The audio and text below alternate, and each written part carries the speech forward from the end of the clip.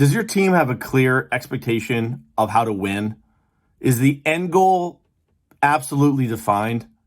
Probably not. Hi, I'm Peter Nichol, Data Science CIO. Today I'm going to offer some insights on how you can get your team there.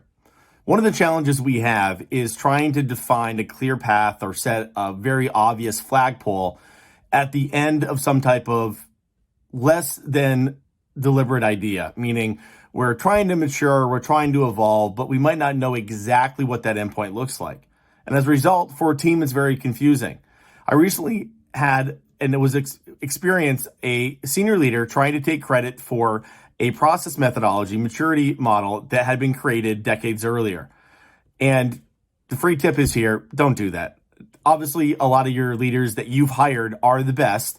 And as a result, they know where these models came from. And I want to share one of those models with you today.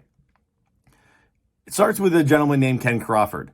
And he's a CEO of a company called PM Solutions. He's been involved in the Project Management Institute since I don't even know when. In 1994, he was the president and one of the executive officers of the Project Management Institute, right when it was on its climb to greatness and just expanding, explosive growth. He also actually sat for the PMP exam back in 1991 in January. So he's been around a long time. And he's one of the respected leaders that I've always looked up to throughout my career. I got involved in PMI in the late 90s and got certified as a PMP in 2001. So it's almost 20 years now. But looking back, Ken is a guy who's been around the block, and he created drafted and authored a book called The Project Management Maturity Model. And it was first launched in early 2001. It's since been on to, I think, the third revision, most recently released in 2015. And what it does is it really walks through well how to mature your team.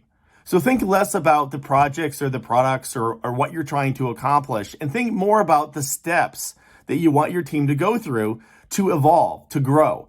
It could be in the DevOps space or the technical space or business operations or claims or commissions. It doesn't really make a difference what your team's trying to do, but start to think about what those states look like. And level 5 or the top level doesn't have to be everything is automated with a mouse click. You might never ever get there and not want to get there. So adjust the model to fit your purposes. So one of the first things that comes to mind is making sure that we understand what those levels are. So first off, level 1 is an initial level. It's an ad hoc. Everything's a fire drill. Things don't even actually get completed. Level 2 is you're starting to introduce some standards and things are starting to be repeatable. Basically, work gets done, but it's a fire drill and it's a real big effort to get things over the line. Third is things are institutionalized and they're starting to be repeatable. So at this point, things are repeatable, people understand the processes and so forth. Level 4 is it's being managed. And what this means is that you're connecting to your life cycle to your corporate processes. A lot of times we say, well, that's not how we do it in corporate, or their process doesn't work that way. This is a good example that you're not at level 4. And level 5 is optimized. So you're focusing on process improvement, in tuning, and optimization. So as you start to think about how to mature your organization and your environment, start with some of these ideas. One thing that comes to mind is if you're going to make a cut or do some type of carpentry, you always have a measure and you use a ruler.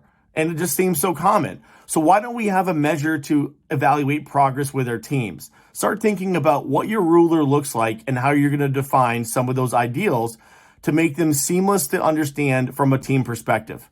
Hi, I'm Peter Nichol, Data Science CIO. Have a great day.